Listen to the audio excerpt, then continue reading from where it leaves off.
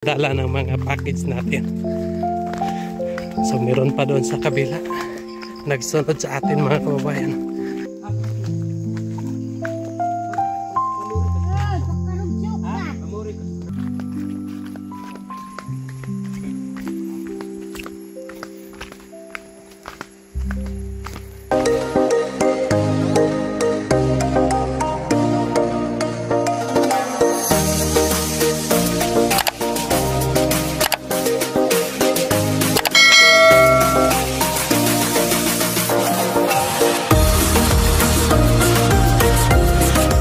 Hello po mga kababayan, magandang hapon sa inyong lahat.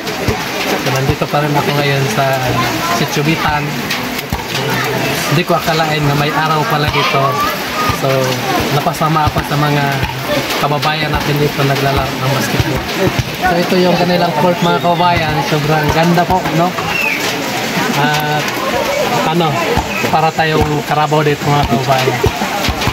So yung mga kasama ko nga mga players mga kababayan.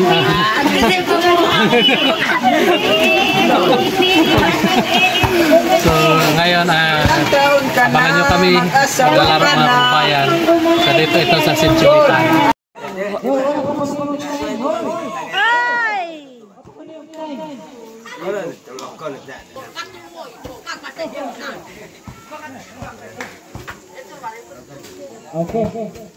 Tak pun oke.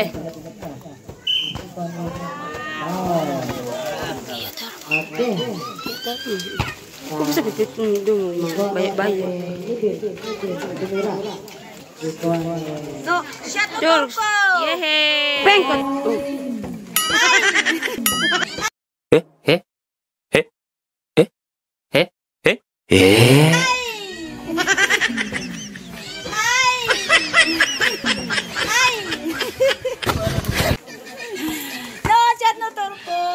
Wow.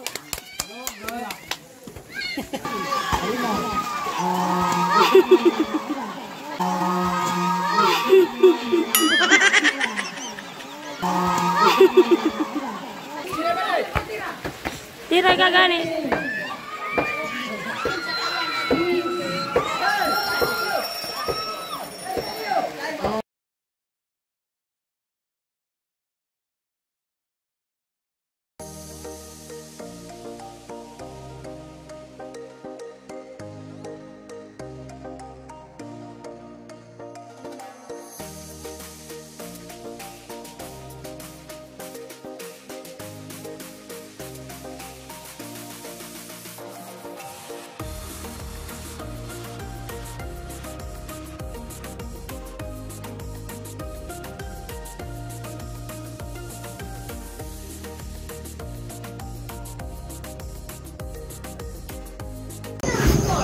Dito na ako natutulog. Ito yung aking duyan mga kababayan. Namimiss ko yung pinagsamahan namin nila ni Sir Paul, Madam Yola, kami ng PB team ng Davao. So nung una ay marami kami nga nakabitay ng duyan. Kapag lumalakbay kami, papunta kami ng mga bukid, punta kami ng Pakibato, punta kami ng Talaingon, sa Bukidnon. So happy nga marami kami nga magduyan. Pero ngayon mga kababayan ay ako ay nag-iisa na lang. Nag-iisa na lang. Tingnan nyo, wala akong kasama. Isa lang yung duyan ko mga kababayan. So namimiss ko lang yung aming pinagdaanan. Kahit mahirap ang daan, pero pagpatuloy pa rin ang aming paglalakbay para maabutan namin yung aming katulungan, tulad ng Sitio Tigasuhan. Grabing doon lakad namin papunta ng Sitio Igil, Sitio Panlawayan. So kahit ang init ng araw, pero wala kaming inuurungan. Ang amin lang ay mapasaya namin ang mga katutubo doon, matulungan. para makatulong din tayo sa kanila. So yun ay namimiss ko yan. So dahil sila Sir Paul ay doon sa Visayas, so ako ay nandito lang sa Mindanao. Si Mang Ili ay nandito din sa Mindanao, pero sobrang busy po si Ili, mga kababayan. Siya ay nandoon sa kanyang negosyo. So abangan nyo, mga kababayan, ang pagpunta namin sa ni Ili, sa kanyang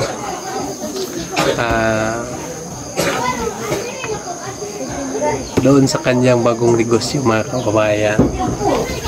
So gusto ko magpunta doon at isama ko si Nanay Lorna. Ipaayos ko kay Mang Ili ang kanyang tawag dyan, yung dito sa kanyang buhok. Tapos magpapagupit din ako para hindi naman tayo mukhang matanda, mga kababayan. So nag-usap kami nga siya na magupit ng aking buhok po. So siguro mga next week papunta kami doon, kasama ko si Nanay Lorna. So abangan na lang ninyo kami, mga kababayan, sa aming mga kaganapan sa susunod na linggo, mga kababayan. So para magkita-kita din kami, dahil mamiss namin yung isa't isa, mga kababayan. Lalo na nga magsama kami ng ilang araw sa bukid, di ba? So ngayon ay ang ating team, Sir Paul, Peter Paul at Madam Yola Panday. So sila ay nandoon sa Visayas. So hello, taga Visayas. So ako ay hindi napasama dahil po ay meron din akong tungkulin dito. Hindi din pwedeng kami lahat ay magsama doon, kasi meron din tayong mga estudyante dito. Meron din tayong mga meron din tayong mga dito, mga estudyante nga walang makasubaybay sa kanila. So kaya ay naisip ni Sir Paul nga dito lang ako, para ako ang magsubaybay sa kanila, nagbigay ng allowance, at meron din ako mga tanim. So dapat nga hindi pwede nga maiwan ng matagal. So ayos lang kapag isang linggo lang, so kaya pwede lang yan maiwan. So dito lang ako. So ngayon, so nandito na ako sa Bitan, mga kawayan, dahil bago sila umalis, so meron silang iniiwan sa akin na package. So dinala ko dito sa Sitio Bitan para dito ko ipamigay, mga kababayan. Binubuhat lang namin yung package kasi dito ay wala pang daan, kabayo lang yung makadaan at saka tao. So papasalamatan ko lang po, mga kababayan, ang nagpadala ng ating package. So ito ay address din kay Madam Yola, Tita Joy, and Tito G Penis. Maraming salamat po, galing po ito sa USA, mga kababayan. So maraming salamat sa yung package. So, dito ko ito pamimigay, mga kababayan, kasi hindi pa namin napuntahan ito ng PBT. So tamang-tama ngayon, maraming tao kasi kapistahan nila dito ngayon, so, para marami ang makabigayan natin ng mga damit.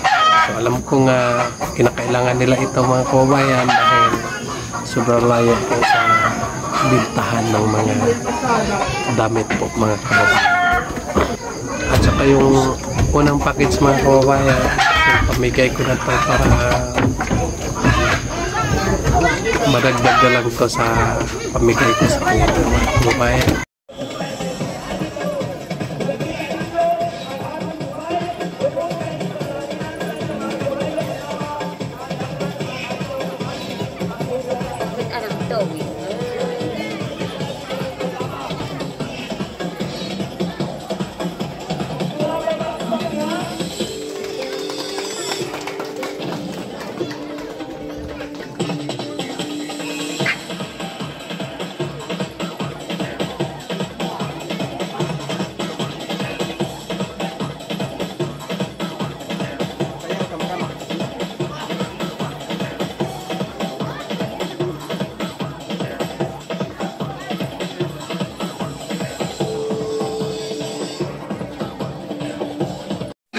Ano kapuro ko si Balinan?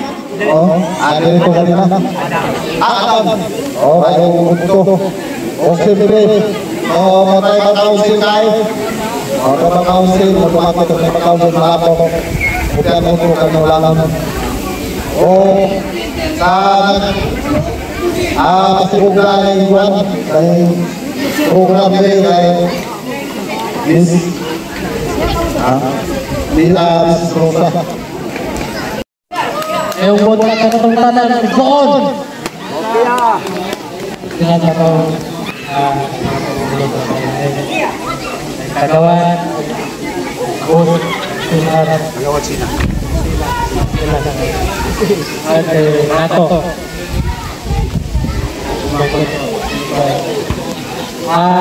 Nani ko na rin mga kaigoonan. Ako'y bidala ng mga packet, gamay rin ng packet, pero hindi sa mata na lahat. So, ako'y pangatago niya para sa inyo ha, gamit niyo sa mga bata o sa mga edad-edara na. Ako rin sa rin ng mga igoonan kay Juan. Ako mga katim, si Pugong Biyero ay bigla sila sa Juan Road, sa motor, pintaya sila ka road. Ako lang ang napilin din sa Davao. Kapag ko ba si Sir Eli, so nagsukan man po dyan, dapat sa negosyo ng talon, so ako na lang yung isa. Mga sa sunod siguro mga higayon, sunod na panahon, balik sila. So balik ko din sa sitio Bitan mga kababayan ng Paglaman. Pakpakan! So, mga ang among purpose, sisip ng mga vlogger, so, malaki lain ko yung tumong ang manis sa inyo ha, sa bukiran, ang among ragil na kutong sa among mahimo, itabang sa inyo ha, o ragil na matabang ako. So, yung mga po, ang nagdagan po sa mga eksulan na mo rin, karente, gusto mag-sponsor sa ilakana, dili yun ko ka kuha na isoon, dili ko ka kuha na kay Sir Puro ang kuha na. Kung saan yan gusto, ay kung magkita siya sponsoran, mudayan siya sa eskwelahan. Mudayan siya sa eskwelahan, dito sa lain ng bayan dito, sa Tapa, namin gidala dito sa Manila, nadungay may pero nagpasalamat ko kay naning atong wapong FMR. Siya talaga nagtabang sa mura dito. Okay, pag-disot namin kay Juan pa man. Wala pa man nag-disot. So, ang among gibuhat, nanawag may mga tribal para magpuan lang yun kay ang bata gusto man yun nila. So, kaupat mo ni Bali sa Juan, si Chumero, para makuha lagi ang bata, para mapadala lagi sa Manila. Sumuna nga, so kalayan lang din mga kaigoonan, ang mga bata nga itabagan mo, kuha lagi sa Manila ang nag-eskwela nga yun. Sumuna nga, kung manikaw mo lagi tayo doon, makalawang lagi tabi sa kirulatan. Sumuna nga, kamu niya sa ako dili ko kapasalig sa inyo So, makagad lang yun sa kay Sir Paul. Kaya dili lang yun nga basta-basta po nga si Sir Paul mo diretso sa ako Makagad yun sa eskwelahan. Muna nga, mura yun na akong tuyo o tumong nga diyan ko sa inyo Kay kakapong sa inyo nga sa sunod-sunod makikita nga po na mag-iyo sa kasalanan nila. Okay, lagatan, salamat. Isa na tayo mga kababayan. Bigyan natin.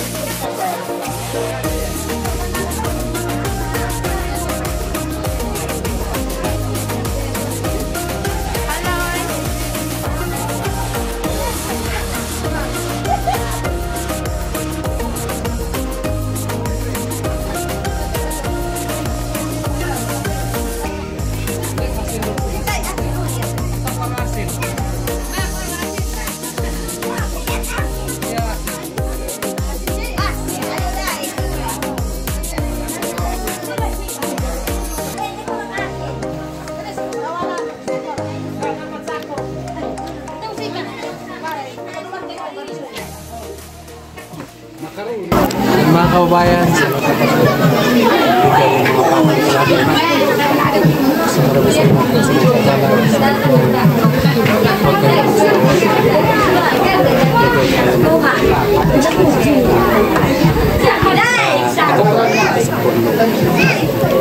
lang po ay papakulit ako. Maraming salamat sa inyo lahat. Maraming pala.